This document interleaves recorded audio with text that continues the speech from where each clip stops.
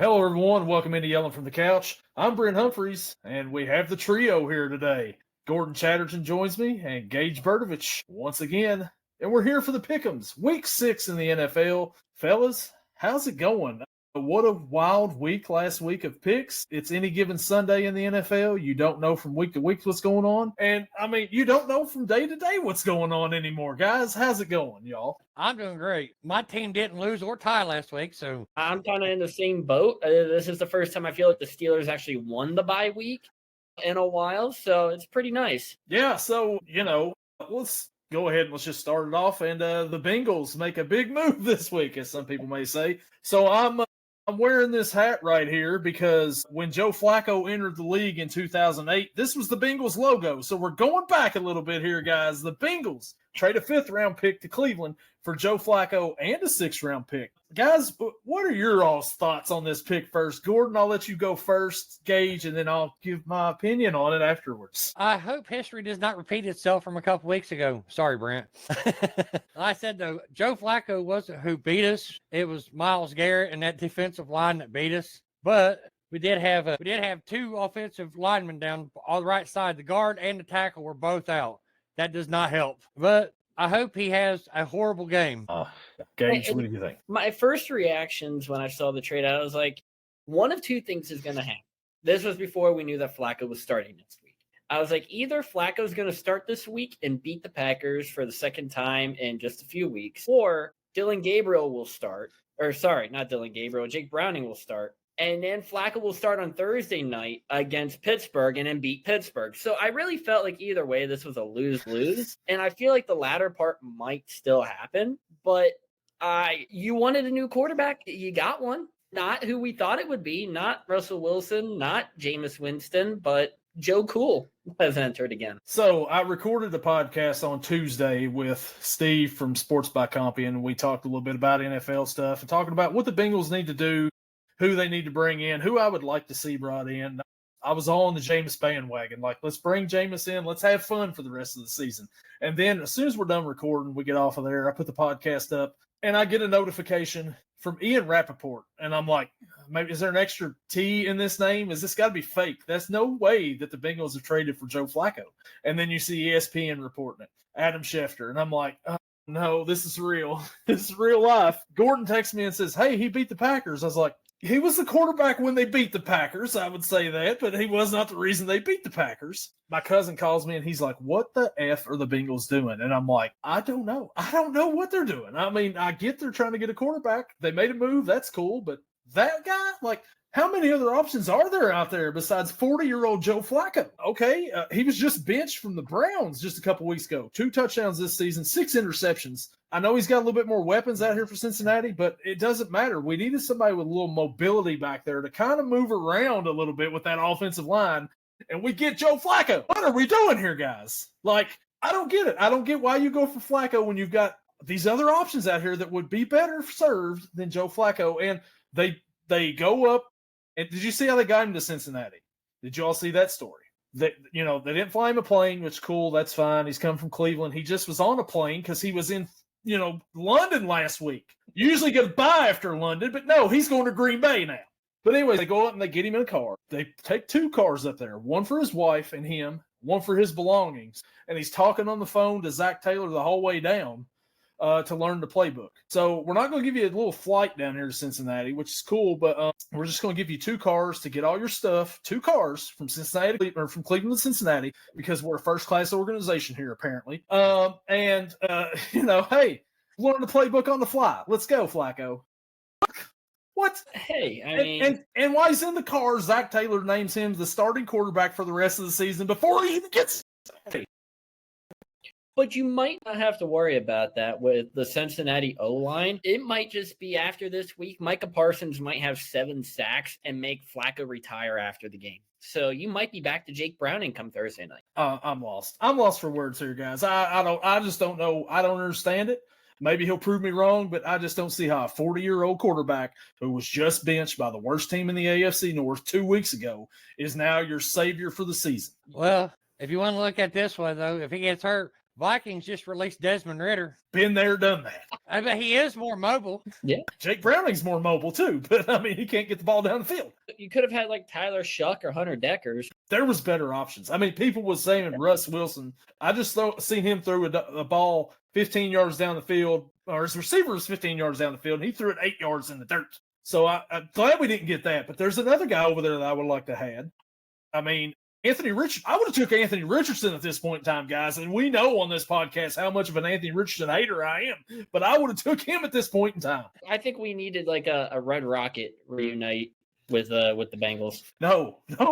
Been there, done that. I wouldn't want that either. Come on. We're trying to give you options out here, and you're just no. When's J.J. McCarthy coming back? Can we get Carson Wentz? I mean, that would have been something. Jimmy Garoppolo's available, guys. I mean, he may be starting this week for the Rams. Well, again, you did say mobile, so I don't know if that'd be a good option for you. Well, hey, there is a guy that hasn't been on your team. He's mobile. He has beaten the Packers, and he's out there available too. Colin Kaepernick. I thought you were going to say DTR or something like that, and I was like, no. I would not curse you with that. I said Colin Kaepernick.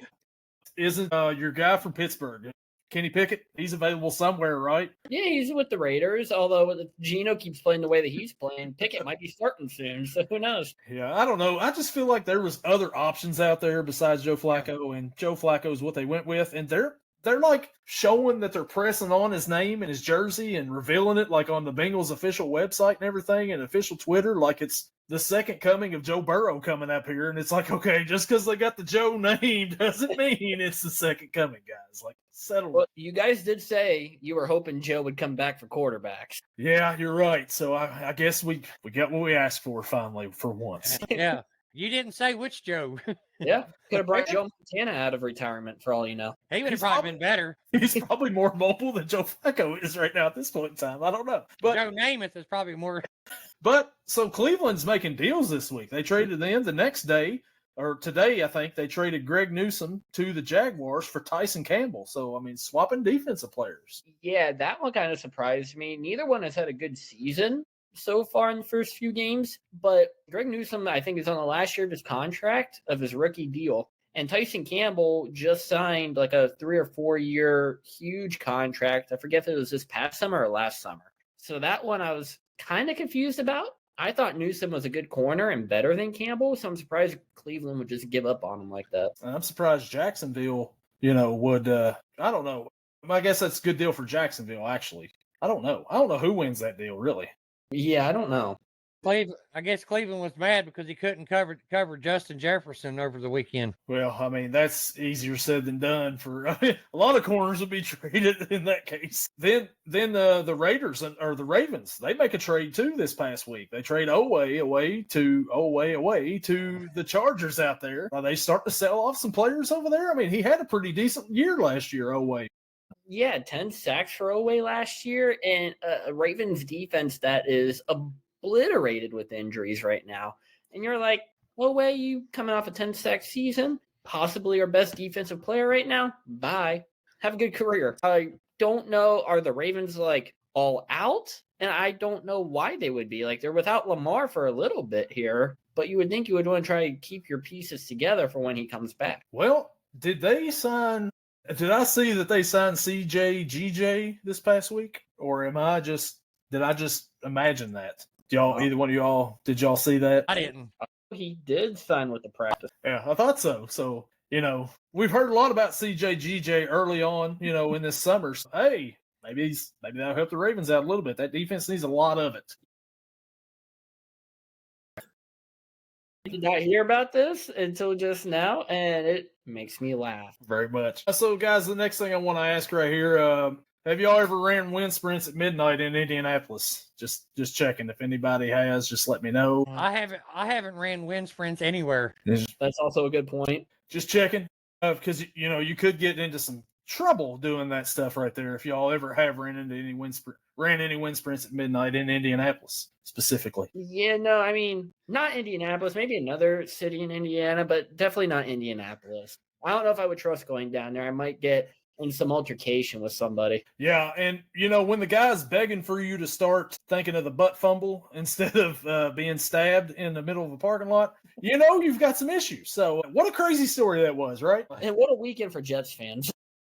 Right? Like, you got the game they played. They're one of their Sanchez quarterbacks at one point in time, and man, yeah, what a wild weekend. Yeah. Yeah. Rex Ryan told him, said, run to the hole, and then when he hit, he goes, wrong hole. Yeah, and then man, just a strange story right there. Just 69-year-old man just dropping grease off. Yeah, all right. So that'll bring us into our next segment here, Gage, and that would be it's the time, man. I don't know how many you've had this week, but let's do it. From turf to tears, it's injury fears. Who's sidelined this week in Gage's fantasy sphere? So you got injured this week, Gage. So actually, nobody knew, which is very nice. But we still got Aaron Jones on the IR. We got Lamar Jackson questionable, not doubtful, but he did not practice today. So I'm leaning towards the no side of things. And then the one that has a possibility, apparently, to come back is CeeDee Lamb. He's upgraded to questionable, which is a lot better than the doubtful. However, he did not practice today, according to this. It says he continues to focus on resistance training versus actual drills on the practice field, and he'll have just one more chance for on-field work Friday before they potentially make a ruling on his availability for Week 6 action. If you're not taking on-field drills yet, I have a hard time believing you're playing this week, considering it is currently Thursday as recording this. Surprisingly, is all for injuries. However, we do have a lot of bye weeks this week, namely 3 of my starters. Actually, 2 of my starters. Aaron Jones, IR, starter, not starting for a while. The Texans defense, who, they've been very good this year. They just came off a very stellar performance, one could say, against a Cooper Rush-led Baltimore Ravens. And then we also got Nick Chubb. And if anyone's been following along with this, we know that my running back situation is horrendous. So Nick Chubb will not be starting, obviously. Zach Charbonnet will not be starting. He is sitting on the bench. We are rolling with Michael Carter and Travion Henderson. Antonio Gibson out for the season now. Henderson, I suppose, will get more touches. I certainly hope so. And then to replace the Texans defense, we dropped Jackson Dart, which after his performance tonight, not that good of an idea. But we went and we took the Indianapolis defense. 6.98 projection, taking on the Arizona Cardinals. Cardinals, we saw it last week against Tennessee. They stumbled and fumbled and got scored on interceptions. So it's a time, but I really hope that the Colts can come out and Marvin Harrison Jr. doesn't have a game against them.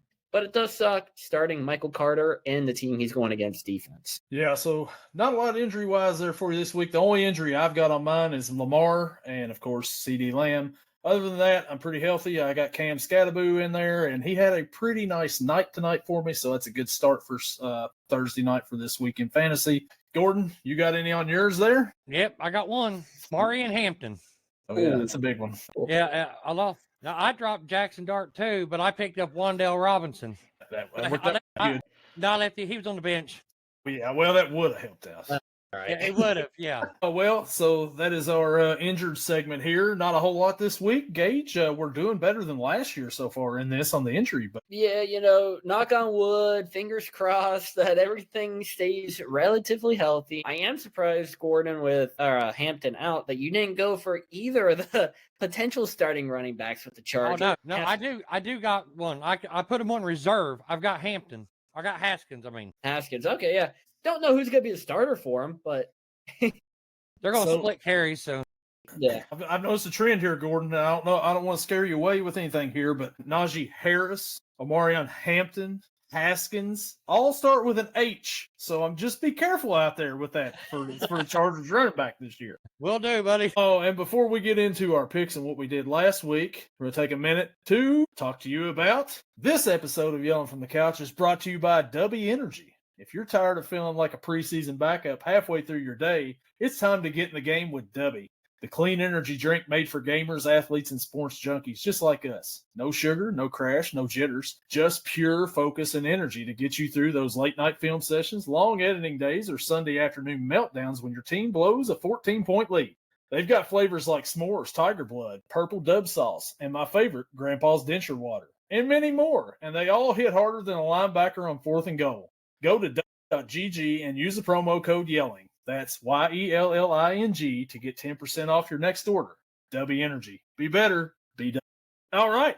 So that leads us into our next segment here. And guys, last week, our picks, week 5, Gage went 5-8. I went 6-7. Gordon, 5-8. Overall, 47-25-1 for me, 43-29-1 for Gage, 41-31-1 for Gordon. Guys, we got to pick it up a little bit here. I mean, we're all sub 500 this week. What a horrible week of picks for us last week, Gage. What do you think? To be fair, what just a horrible kind of slate of games last week as well. I mean, I think we said it during the podcast. Like, there was no game really that we were like, I'm excited to watch this one, besides for me with the Saints Giants, but that was a whole different story. You know what? We get like a mulligan with these picks. It's the first time this season we've had a bad week. I don't recall us ever having a real bad week last year. So I think, you know what, everyone's due for a bad week. It was basically our bye week in picks. Yeah, Gordon, this would be the time for you to go ahead. And I mean, you went 5-8, so I mean, nothing great or anything on your end, but you did call the Panthers win last week. Me and Gage mocked you for it heavily on here. You have the floor now to let us have it. No, I ain't gonna do that. It happens. I made a lot of bad picks. I made a bad pick too. Let's go ahead. We'll bring that up too. Remember, I picked freaking Jets over the Cowgirls. Mm-hmm. And oh my God, was that bad? It wasn't good. I mean, that was almost like getting drop kicked by your grandma bad. I mean, that was horrible. Yeah. I got close on the Browns pick too. They actually should have won the game. Yeah, that was a game that they should have won there. And Carson Wentz goes out and gets the win, with Justin Jefferson out there. But what a rough week, everybody. I thought, who was the Monday night or the Sunday night game? If the Bills would have beat the Patriots or the Chiefs would have won, I'm at 500, over 500 at least. But it swings the other way, and here we are. We're all under 500 for the first time this year. Man, that's crazy. Any given Sunday, you just never know. You can almost smell the stench from our podcast, from our bad picks. But we will make it better this week. We will be better. So let's go ahead, guys, and let's get into them. And let's start off with the first game of the week. Oh, and the Giants just defeated the Philadelphia Eagles. If we're talking any given Sunday, let's go ahead and get it out of the way right now. Any given Sunday, the Giants 34, the Eagles 17 on Thursday Night Football. The Eagles had a players-only meeting earlier in the week already, and it did not help at all, guys. Well, there was only 3 people in the meeting. Might be the problem. Jalen Hurts, Saquon, and AJ was only 3 in the meeting. And it wasn't even a meeting. They met out in the parking lot on the way to the car. Sounds like a Joe Flacco, Zach Taylor meeting to me, sounds like. I just got a what the F is this OMG from my local Eagles fan. It was a beatdown. Jackson Dart got him. Without Malik Neighbors, without Darius Slayton, and you double up on Philly, who is healthy for the most part. But you know what this means, right? The next time they play later in the year, Philly's just going to absolutely smoke them. Yeah, they might run the Twitch push all game long. Yeah, that's pretty much the only success they had tonight, though, actually, to be fair. Although A.J. Brown did have how many yards? He had close to 100. 80. I think. He had 80. So his best game of the season. By far. By far. Dallas Goedert got like 8 catches. So, I mean, Hurts was throwing the ball around, but their bread and butter's running game, and they just couldn't get it going a whole lot tonight. Goddard's on my bench, too. Oh. But my starting tight end in that league is Jake Ferguson. I mean, that's a decent one to have with the way the Cowboys are playing. Yeah. Yeah. Yep. So we start off with the first game of the week this week, and that is the Denver Broncos and the New York Jets at 9:30 a.m. on the NFL Network, live from London. Denver is a 6.5-point favorite. Gordon, do you like them to cover this against your New York Jets? Oh, no. I'm never picking the Jets again unless they play the Titans. Never. I mean, they could play the Girl Scouts, and I'll pick the Girl Scouts over the Jets. Denver wins, and they cover. And I don't think it'll be. I don't think it'll be that close. Gage, who you like in this one here? You know what? Let's have a little bit of fun. Let's get it out of the way early. Give me my Oh. pick of the week. Give me the New York Jets to go into London early morning. None of us are going to be watching the game. That's why they're going to win, because no one's going to see it happening. Give me the Jets. Give me the underdog. Obviously, with that, they cover. I'll watch it. I watch it Sunday morning. Whoa! Already getting the underdog pick of the week out of the way early.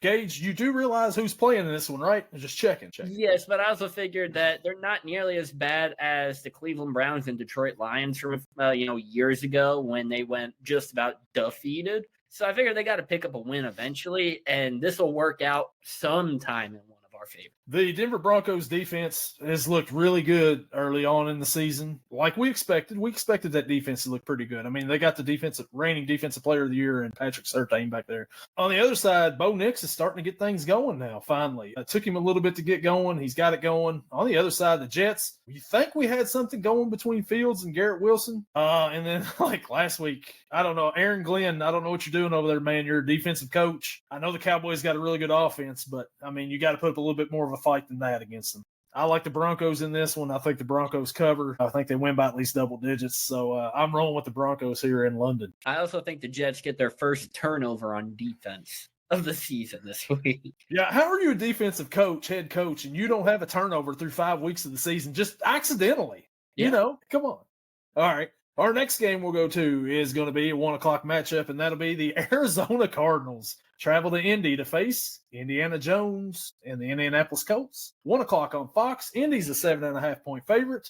Gage, we'll start with you this time. Who you like in this one? I don't think Kyler's questionable. I don't know if he's playing or not. Whether he's playing or not, that's not going to change my answer for this one. This is my Michael Carter, Trey McBride versus the Indianapolis Colts game. For me, yeah, let's not do what we did in the first game. Give me the favorites. Give me the Colts.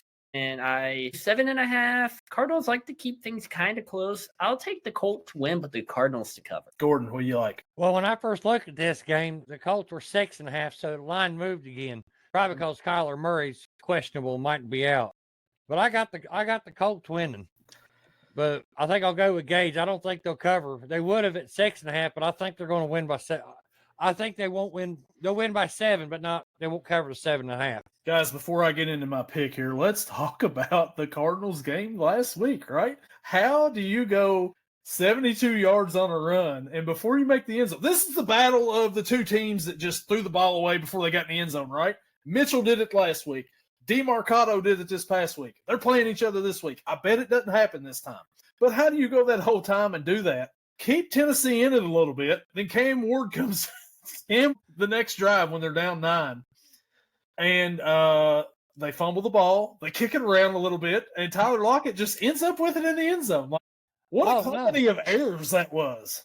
That was worse. Probably worst play in NFL history. I'll give it the title of. Worse than the Sanchez butt fumble. Worse than the Indianapolis Colts with Pat McAfee fake punt against the Patriots type of thing.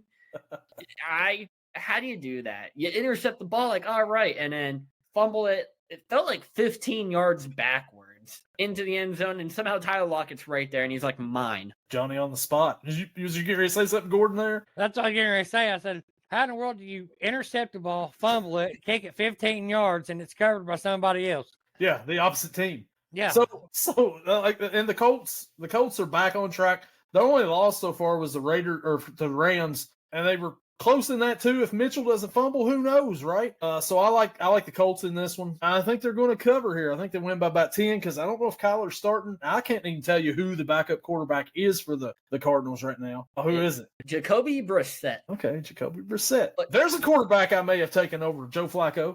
But looking at their official depth chart, the only quarterbacks listed are Kyler and Jacoby. So if Kyler is out, who's Jacoby's backup is my question. I don't think it's going to matter much in this one, though. But give me the Colts, and I think the Colts cover in this one here. But, man, the Cardinals, you guys should be, 3-2 right now, and instead you're awful. And you should be embarrassed. Definitely should be embarrassed. The Titans, we'll talk about them after a while, but the next matchup we got, and talk about a team that's kind of struggling right now, and that is the LA Chargers. They'll travel to Miami to face the Miami Dolphins at 1 o'clock on CBS. The Chargers are a 3.5-point favorite. Gordon, What do you think about this one here? I can't really say don't have much thought of it at all. I think the Chargers will win and they'll cover, but I don't know why. I have no faith in. Yeah. They find more ways to lose than most people find ways to win. Yeah, we laughed at you last week when you went against Miami, but Gage, what do we think here? So I just got to say, there was no excitement in the Dolphins-Panthers game, besides for two things. One, Rico Dowdle looking like prime Adrian Peterson and that Dolphins defensive line, which is why I'm very, thinking about Hassan Haskins or Kamani Vidal for the fantasy team. Maybe I just start them both and see what happens. But number two, I also want Eric Collins to be the announcer for every single NFL game ever for the future, because he made the most boring game of the week the most exciting game of the week. I obviously did not listen to it until it hit TikTok and Instagram and was like, yes, this guy needs to be on the Super Bowl. Put him with Gus Johnson, and we might just be running laps for days around buildings being so hyped up. But to the game, the only guarantee in this game I feel is for Darren Waller to score a touchdown. Outside of that, I'm going to go just with Gordon. Give me the Chargers. Give me the points. I know the Chargers offense didn't show up after the first quarter last week, but they're playing the Dolphins, and Miami just ran a stampede through them. So give me the Chargers, give me the points. Yeah, the Chargers are kind of on a little bit of a slide right here the past couple of games and haven't really looked themselves.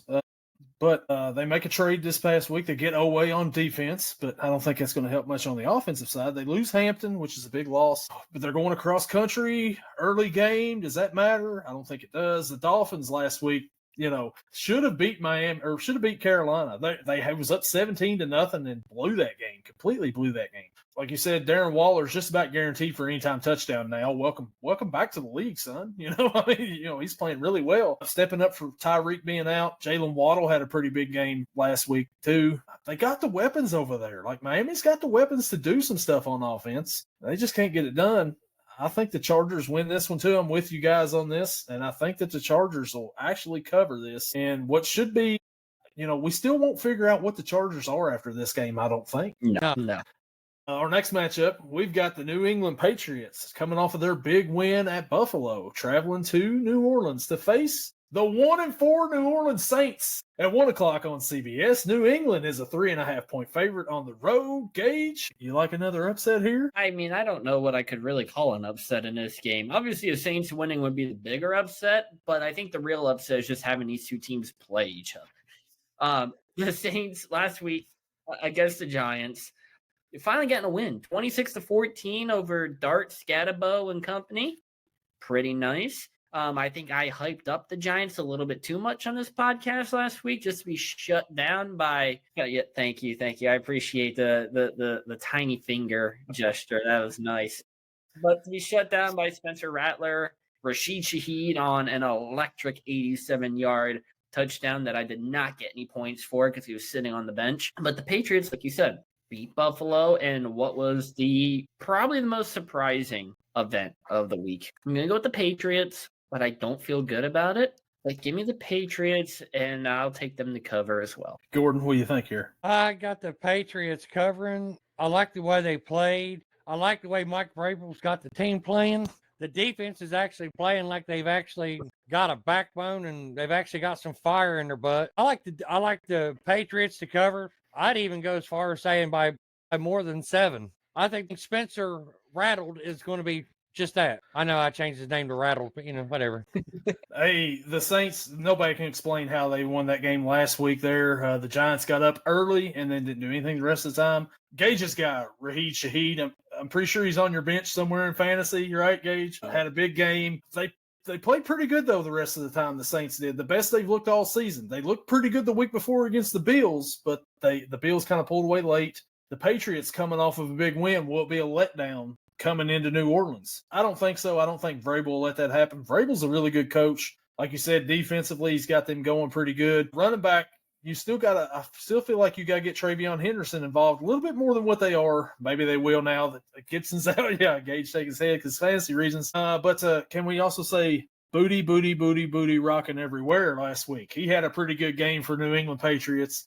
I like the Patriots to win this one here, and I think that the Saints cover and keep it close, maybe about a field goal game. This game will be really close going into the fourth, and the Patriots will win it by a field goal. So give me New England. Next matchup we got here. The Cleveland Browns travel to Pittsburgh to face the Pittsburgh Steelers at 1 o'clock on CBS. Pittsburgh is a 6.5-point favorite at home. Gordon, who we like in this one here? Well, this is my dog of the week. I got the Browns. I like that defense, and Dylan Gabriel actually played very good. Played very good against the Minnesota Vikings, and Vikings has got a pretty good defense. He didn't he might have turned the ball over, but they damn near pulled that game out against the Vikings. And to do that much against the Leslie Frazier defense is pretty good. So I got the Browns upsetting the Pittsburgh Steelers. Gage, what do you think about Gordon's pick, and what do you got? I vote to ban Gordon from the podcast now. But you know who else had a good game against the Vikings defense back in Dublin? Aaron Rodgers, DK Metcalf, and Kenneth Gainwell, too, just about hitting 100 rushing yards with 2 touchdowns. I'm worried. It is a rookie quarterback, and Tomlin has had great success in the past against rookie quarterbacks. However, like Gordon mentioned, it is the Browns defense. You still got to worry about Myles Garrett. You still got to worry about Denzel Ward. Don't got to worry about Greg Newsome anymore, which is pretty nice. Tyson Campbell. I mean, basically flip-flopping there. I'm not too sure about that. However, the Steelers, I don't know. It's always a trap game. It always is. Likely without Calvin Austin at the number 2 receiver position this week. He's still dealing with a shoulder injury. Who's going to slide into number 2? Couldn't tell you. Probably Ben Skoranek for all I know. Or maybe I'll get a Roman Wilson sighting. That'd be pretty nice. And then Jalen Ramsey, I believe, is dealing with an injury. We mentioned it, or at least I mentioned it after the Dublin game on here, that he did a fake pulled hamstring celebration on a fumble return touchdown that got called back, and then pulled his hamstring later on in the game. And I'm pretty sure I just saw the injury report earlier today that he's still dealing with that. Yeah, so there's that to deal with. But I can't. Screw Cleveland. Give me the Steelers. They give me the Steelers to cover as well. Before I pick here real quick, I was just watching the Prime after the game's over with, and they're interviewing Cam Scatterbo. And he hulks, does the Hulk Hogan, tears the shirt off, and Ryan Fitzpatrick does the same, and they're both out there with no shirt on. They chest bump each other, and it's just madness right now in New Jersey right now. But anyways, so this game right here, Cleveland last week, Dylan Gabriel, his first start, 190 passing yards. Didn't look too bad. He didn't turn the ball over. Quinshon Judkins, 110 yards rushing, really coming on the past few weeks, looking pretty good. Pittsburgh, on the other hand, they're in the driver's seat in the AFC North. 3-1, coming off of a bye. After that game against the Vikings, looked pretty good, looked really good. This defense is going to be a whole lot different than what they faced so far. I believe Cleveland may have the best defense in the NFL right now. Just offensively, they don't have the stuff to match it. This is going to be a real tight game here. I think that Pittsburgh wins this game, but I think it's going to be by about a field goal. It's going to be ugly. It's going to be close. Maybe first team to 17 wins this game actually here in Pittsburgh.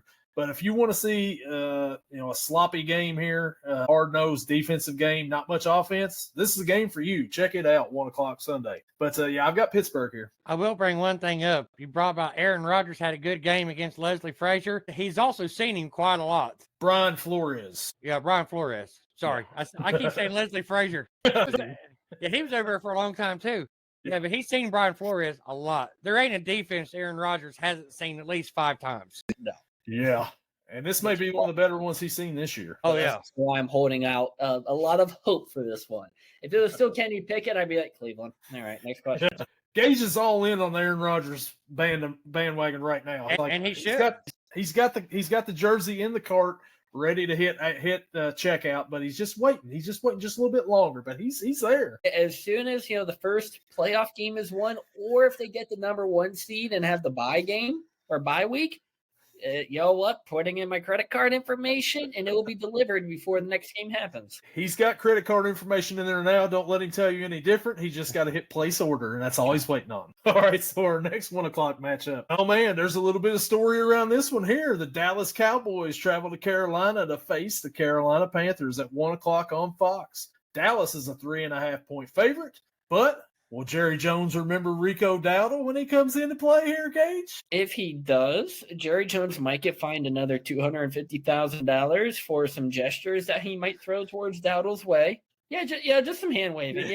It's a hand waving, yeah, not a particular finger or anything. He just forgot the other 4 appendages on the hand when he was waving. His hand just got really numb, so he only had one finger. Yeah, arthritis. Yeah. But watching the Cowboys, their offense, even without CeeDee Lamb, somehow, some way, is still really good. Pickens beat Sauce Gardner last week. And even the number 2, Jake, I think was his first name, Flournoy. Flour now. I'm not really too sure which one it was. Flournoy. The Dubby. I saw a stat earlier today that Flournoy and Javonte Williams were the first Cowboys running back wide receiver to each have 100+ yards in the first half of a game. Not Zeke Dez, not anybody else, but yeah. But Javonte Williams and Jake Flower now. The defense, however, little iffy, but last week they played the Jets. Not much of a test, unless it's week 1 and they're going against Pittsburgh, but that's a set point.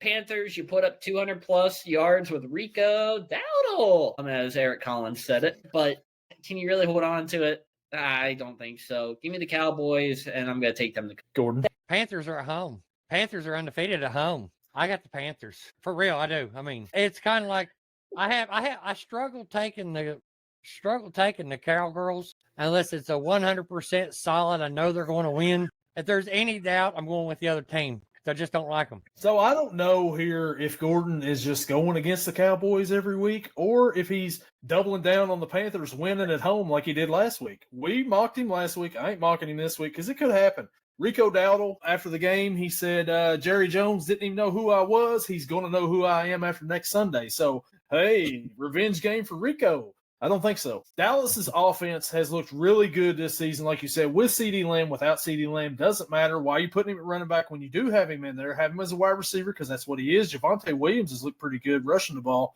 Dak Prescott right now is an MVP candidate right now at this moment in time.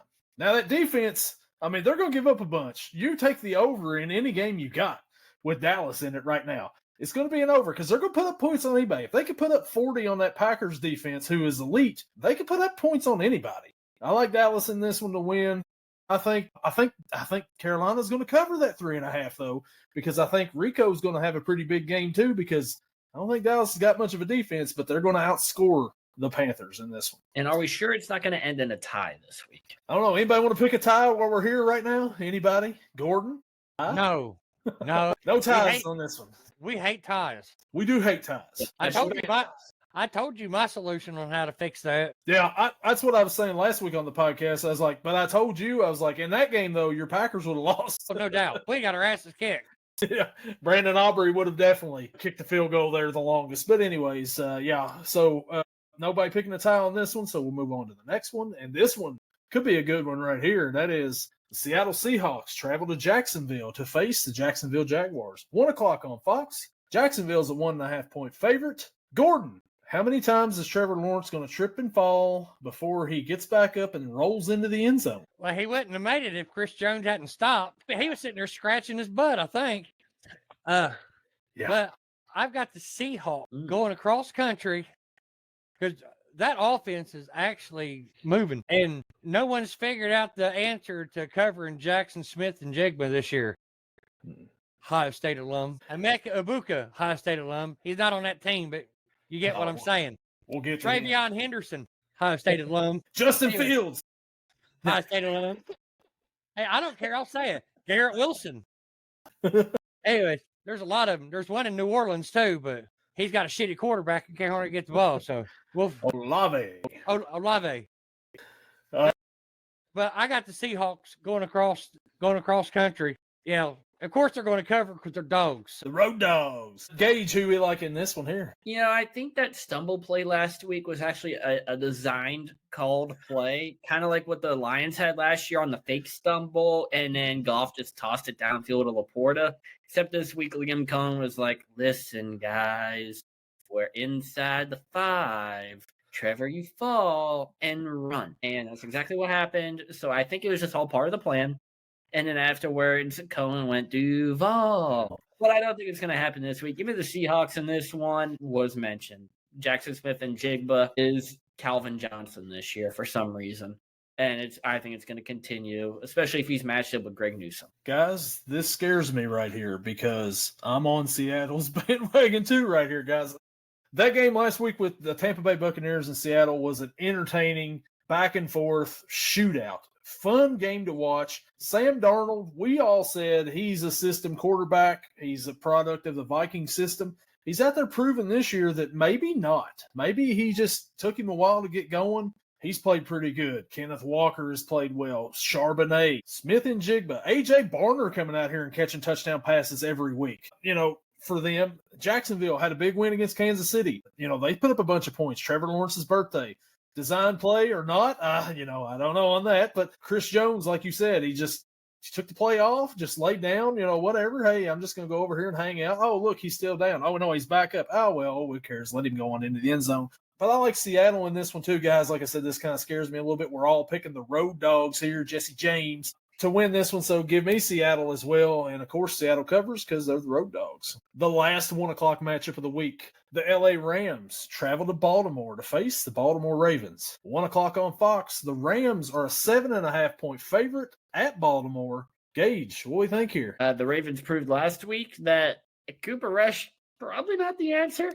Now, the Houston defense, we've talked about it. They're pretty good, but the offense usually for Houston is not good, and they threw up 44 points. The Rams might put up 70 in this one. Give me the Rams and give me the points. Couldn't agree more. I think you could give the Ravens 15 points, and I'd still take the Rams in the points. I think Jared Verse is going to have a field day. I mean, if Cooper Rush plays, I'd say you could probably lay a bet he ends up with 3 sacks. I don't think it matters if Cooper Rush plays in this game or if Snoop Huntley plays for the Ravens. That defense is horrible for Baltimore, and that's something we don't ever say about Baltimore's defense, like ever. The whole time they've been around, they've always had a good defense. They don't this year at all. So even if Lamar was back, I don't know. Derrick Henry hasn't got going this year at all. They're a mess right now in Baltimore, and I think it continues this week. I like the Rams to win this one. Puka Nacua may get 15 catches this week once again, 200 yards. He gets that on regular defenses, so, I mean, if he's going to get it, he'll get more than that against Baltimore this week maybe. So I like the Rams in this one. I like the Rams to cover, too, on the road at Baltimore. I think he might say, I've got 15 catches, 200 yards. Throw the ball to Devontae Adams, let him get 15 catches and 200 yards as well. Yeah, he may. And then what's the tight end they got out there? They got like several of Donaldson, maybe. Let him get some touches, because, I mean, it's going to be a lot of yards for that offense. Just let me stand back here and throw the ball. I'm pretty sure I can complete it too. So our first 4 o'clock matchup we're going to hit, and that is the Tennessee Titans traveling to Vegas to face the Las Vegas Raiders. 4:05 on Fox. The Vegas Raiders are 4.5-point favorites in this one. Gordon, who do you like here? I don't like neither one of them, but if I have to pick, let me ask you a question because I haven't been keeping up with this. Is Brock Bowers, is he back? Or is he still out? He's still day-to-day. I'm still going to take the Raiders, but not the cover. I don't know what to pick because they're horrible. Gage.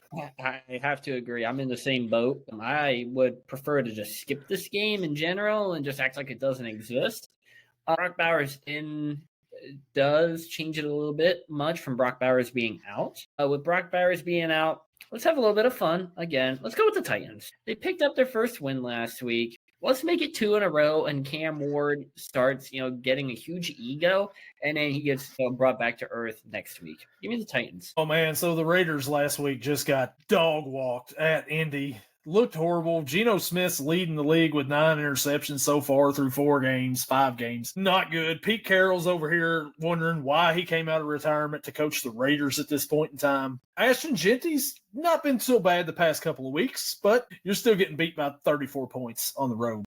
You welcome in the Titans team who, well, let's just say they backed into a win last week at the Cardinals because the Cardinals didn't want to win that game. Man, this is one of those games where you don't feel good either way. Raiders are at home. I'm going to pick the Raiders in this one. I think the Titans cover because it's going to be a game of suck. And the Titans, they, as Cam Ward said, we ass, they still ass. So give me the Raiders in this one. Our next matchup, 425. Now you talk about flipping the script a little bit here. This is going to be a lot better game than the last one, maybe. The San Francisco 49ers travel to Tampa Bay to face the Tampa Bay Buccaneers at 425 on CBS. Tampa Bay is a 2.5-point favorite at home. Gage, what do you think about that? Apparently, it doesn't matter who plays quarterback or who plays receiver for this team because anybody can just go and have 10 catches, 170 yards, and a touchdown. I don't know what's going on over there under the Shanahan tree, but maybe everyone there needs a random drug test because, man, there's something going on. The Bucs, they've kind of had this like storyline going a little bit this season to where their wins all come within like the last 30 seconds of the game. I think that's going to continue this week. Give me the Bucs in this one. They're at home, and I think it's going to come down to a Chase McLaughlin field goal that he hits with, we'll say, 17 seconds to go from 33 yards out. I need it to be longer than that. He's my kicker on fantasy, so. Me too, but I was just trying to make it like a normal one. Gordon, who we like here? I'm going to do something I haven't done this year. I'm going against the 49ers. I pick 49ers every week. Christian McCaffrey is my one of my running backs, so I still want him to have a good game. I'd like the final score to be 42-45.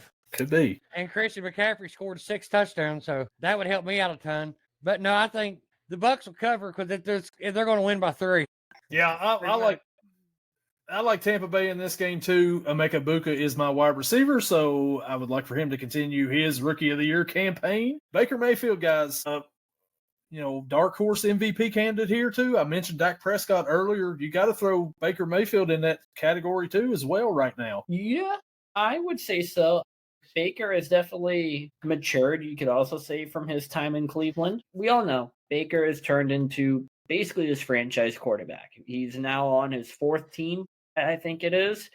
And, if you just want to look back, we all like making fun of the Browns. They're currently paying 8 quarterbacks. Deshaun Watson, Jameis Winston, Dylan Gabriel, Joe Flacco, gone. Fedora Sanders, Bailey Zappi, DTR, gone. Kenny Pickett, gone. So this is a very Browns thing to happen. But also, what other quarterback was traded midweek here a couple years ago and led this team to a victory? Baker Mayfield. I don't know what you want to say about the guy. Will it happen in Cleveland with Joe Flacco or Cincinnati with Joe Flacco? Probably not. But I had to throw that one out there. Baker for MVP? I could absolutely see it, especially if he keeps slinging it to Emeka Buka and he keeps catching it like he is. Yeah, and like you said, you could throw anybody out there right now, seems like, at quarterback. Mac Jones is Purdy, I think, is out. Mac Jones is on the injury report. I don't know who they've got as their 3rd stringer back there. I think we talked about it. Was it Martinez? Yeah. Martinez. Yeah, Adrian Martinez. Yeah. So that's their guy. I don't think he's as good as Mac Jones or Brock Purdy. So everybody's talking like Mac Jones come in and he's doing something amazing. The guy was still a 1st-round pick. Sometimes it's just a change of scenery. Things didn't work out in New England for him. He played pretty decent last year. Him and Brian Thomas Jr. had a thing going on down there in Jacksonville. So, you got a really good backup in the Niners. But it's everybody else, too. You got Christian McCaffrey. He's been healthy for the most part. The receivers, when you're out here throwing to Kendrick Bourne and guys like that, Tongas, that's when it's like, okay, now I'm starting to get a little bit more impressed here. And that's all back on Kyle Shanahan right there. The guy can just flat out coach offense. So I like Tampa Bay in this one. We're going like different than what we did last year. This would be a total spot where we'd be like, yeah, Niners come in and win this game because we were total Tampa haters last year, and we've kind of had a change of heart a little bit here. Give me the Bucs. I'm with you guys. Chase McLaughlin doinks in a field goal at the end, a 60-yarder for the Tampa Bay win at home. Our last 4:00 game, 4:25 on CBS. The Cincinnati Bengals travel to Lambeau to face the Green Bay Packers in the frozen tundra. Well, it won't be frozen, but, hey, the Green Bay Packers are a 14.5-point favorite at home. Man, can we get a little respect here? Gage, what do you think about this one? That's where, if anyone's watching the video version here on YouTube, and, the little thing there across the bottom came up, I read 14.5 and went, huh?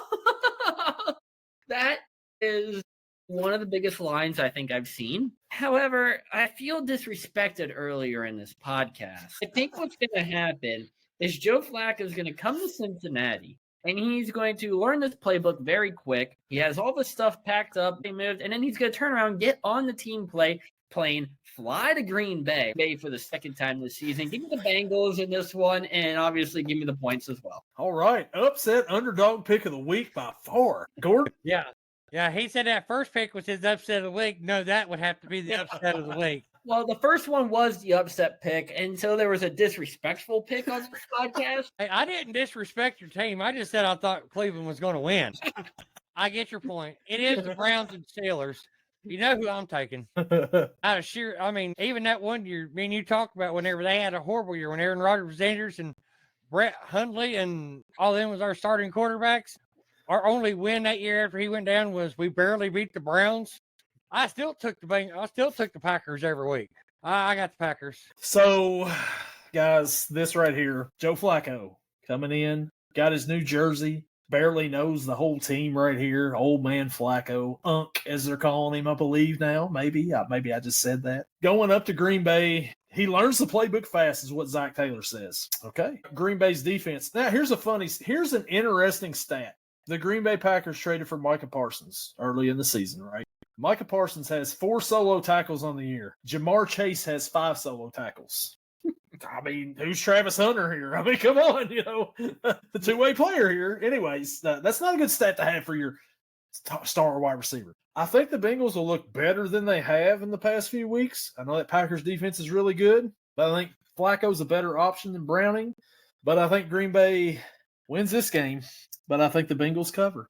Steelers fan, the only one that goes with the Bengals in this game. Because the Packers fan picked the Browns against the Steelers. I'm pretty sure if the Packers fan went with Pittsburgh, it would be a clean sweep right here. Flacco has to come out and he's got to prove something to me before I start. There is something that he has in Cincinnati that he did not have in Cleveland. Playmakers. Number 1. Yeah, Jamar Chase. That's kind of like when you play Ohio State and you're trying to cover number 4. It's kind of hard to do. Yeah. But they still don't have a running game, and that offensive line has been horrible. So that's what's got me worried. Micah Parsons may have 4 solo tackles alone in this game. He may pass Chase. So, yeah, that leads us now into Sunday night, and this one should be a fun one, fellas. The Detroit Lions traveling to Kansas City at 8. The Chiefs are a 2.5-point favorite at home. Gage, what are we thinking here? Boy, this obviously I'm taking this for game of the week. Chiefs coming off a horrible Jaguars loss. I mean, you have the Trevor Lawrence stumble play for a touchdown, but then you also have the 99-yard pick 6 of Devin Lloyd on Patrick Mahomes. That we didn't talk about that with the Jags defense at all when we went over their game, but it is something to kind of keep in the back of the mind a little bit. The Chiefs just overall have not been the Chiefs that we know of the past couple years. Their running game especially. Isaiah Pacheco, basically non-existent. Kareem Hunt, again, it's like the back half of last season. He's getting more touches. He's getting more goal line goes. But then the one guy I'm looking to kind of maybe have a breakout here one of these weeks, has to be coming soon, is Brashard Smith. They're getting him in there a little bit more each week. He's been catching some passes, not really running a lot, but he's more the pass catcher. But I'm just curious of when he'll step into the number 1, number 2 role. I don't think it'll be this week, but the Lions offense, they're incredible. The defense as well is mediocre, but who needs a great defense when you have a great offense? Cough, Bengals, cough. So give me the Lions in this one. Obviously, being the underdogs, they get the points. Gordon, NFC North rival here. Who you like? God, I don't want to. I don't, but I'm not going to. I'm taking the Chiefs. I think they had a rough start because they were missing Rashee Rice, plain and simple. And then third play of the game, Travis Kelce body checks Xavier Worthy and knocks him out for 3 weeks. The whole game plan the first week was around Xavier Worthy's speed. You can't use that if he's over on the sideline getting carried out on a cart. Travis Kelce's got to be careful. His right arm outweighs Xavier Worthy. Xavier Worthy is a toothpick running down the field, but he is fast. So I don't know how, but I think Andy Reid and Spags is going to figure out a way to win this, to call a game that's going to win this. So the Chiefs, they're favored at home. Last week, you mentioned the running game for the Chiefs has been non-existent. When Patrick Mahomes is your leading rusher, that's not a good sign because Patrick Mahomes, he can scramble around a little bit, but when he's your leading rusher, on multiple weeks, that's not a good sign for your running game. It's like the Bengals last week. Jake Browning was the leading rusher. Guess what? The Bengals lost because that's not good.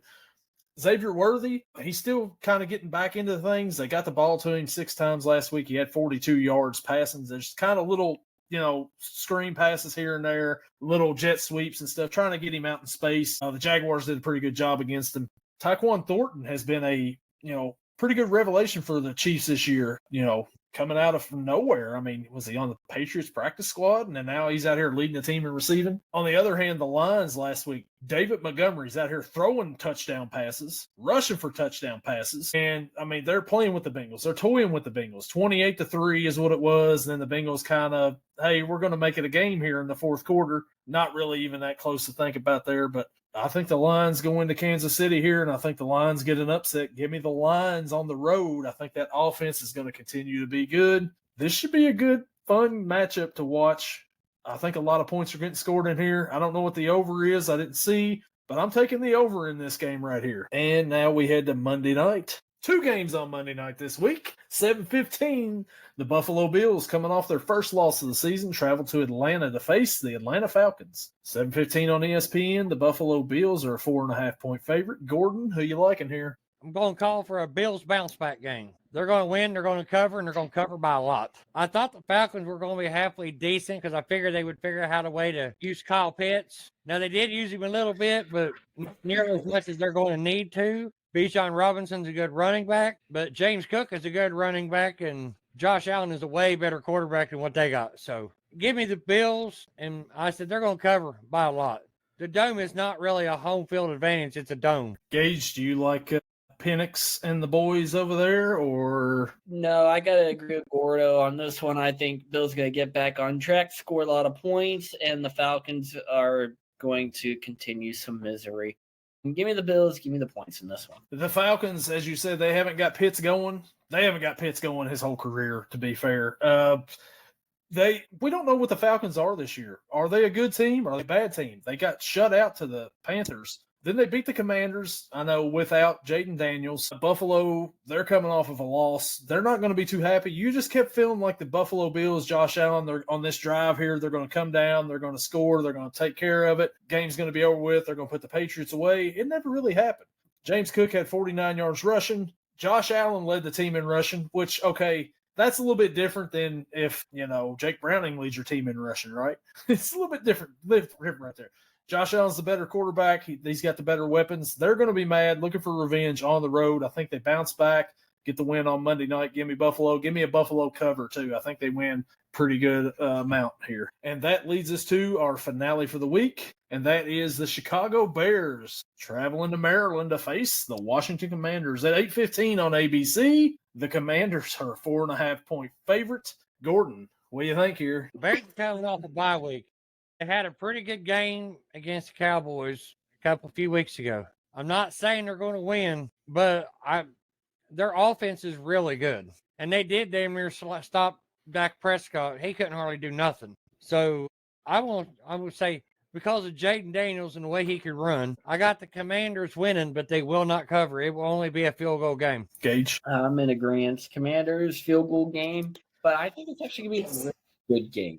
Probably, 20 to 30 points for each team and a lot of excitement going on. Give me the Commanders, but yeah, Bears cover. A rematch of last year's game, the number 1 pick and the number 2 pick in last year's draft, 2024. This was the Hail Mary game for the Commanders, Jaden Daniels. Tyreek Stevenson's out there celebrating before the play is over with, and then the Hail Mary happens. The Commanders win.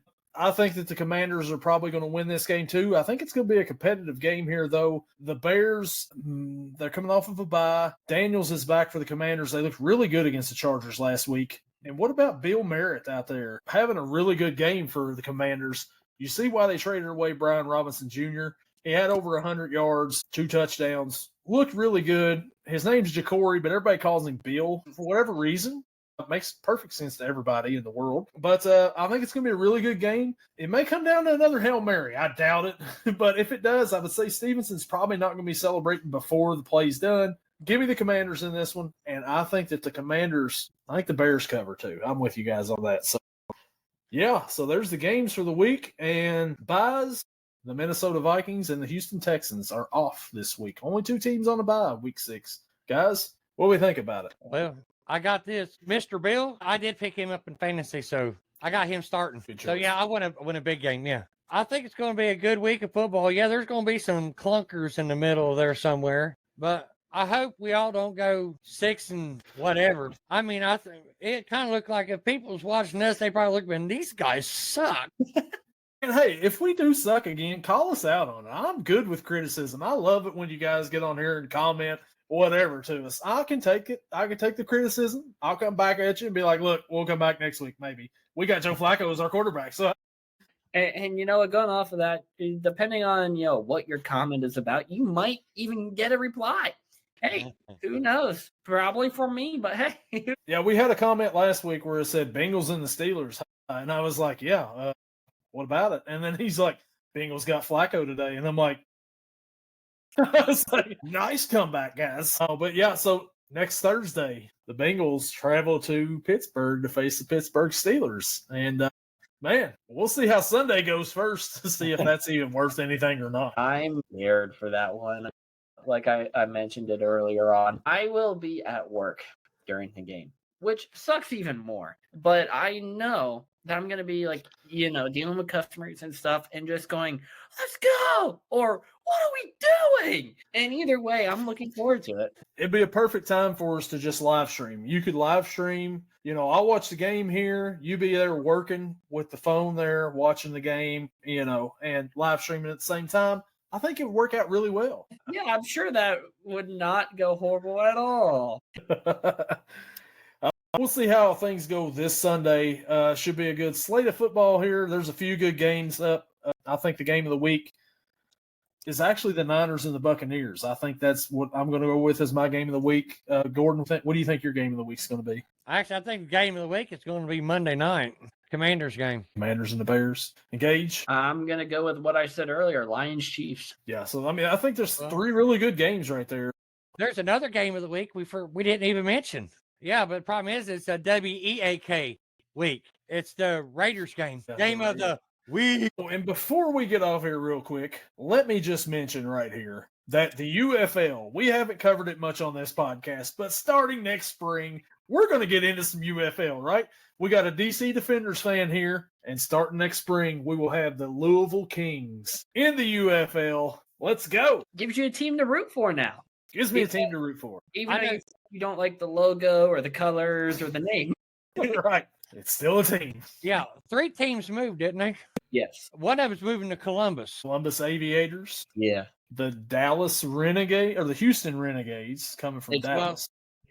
Well, piss on them. Yeah, I agree. But yeah, Louisville and Dayton are the 2 that are getting 2 brand new teams. So yeah. I want to say it's the Houston Gamblers. Yeah, it's the Houston Gamblers that they Would you say? Yes, it was the Renegades. But it's kind of funny because sports gambling is not allowed in Texas. What a name, then. It's like there's no Kings in Kentucky, so why are they the Louisville Kings? Like, you could have named a whole bunch of other ones. And they put a horse up there, too. Like, what? The colors, green? Like, if you're at least going to do the colors, like, give us purple or something. Like, blue and white or blue and red mix for Louisville and Kentucky. No, if you're going to be if it's going to be horses, brown uniforms. What? No, I want none of that. No, it can be horse shit brown. No, we've already got that in the NFL. We need something. I guess maybe the green. I don't know, but anyways, it could be baby shit green. That's probably what they're going with here. I guess I don't know if Gage sent me a thing the other day, and I said I like they're getting a team. I just don't like the logo, the name, or the colors. Other than that, I'll probably buy a shirt. We'll talk about it next year on here. But, yeah, that's a little something to look forward to in spring ball now, guys. And, I might have to go travel to D.C. to go see a D.C. Defenders game versus the Louisville Kings. Here we go. And before we get off here real quick, too, baseball. The Dodgers advanced tonight on a pitcher's error. The Cubs were up 5-0 last I seen. I don't know how that's going to maybe force a game 5. Yep, they forced a game 5 after 3 homers during the game. Yuck. And then Seattle faces Detroit tomorrow to see who goes to the ALCS. And the Blue Jays beat the Yankees. And I don't know if you've seen the post-game interview with Vladdy Jr., but he said, Yankees lose. I'm just so glad the Yankees are out. Yes. Now, if we can get the Dodgers out of there and the Cubs, I'm fine with whoever wins at that point in time. Yeah. Well, guys, got anything else to add here to this here podcast this week? All right, I think we've covered everything, and check back in with us next week. We'll see if our picks are any better than what they was. Like I said, if you got any comments, we ain't afraid of them. Send them out here, and we'll get back with you all, and we'll see you all next week. Later.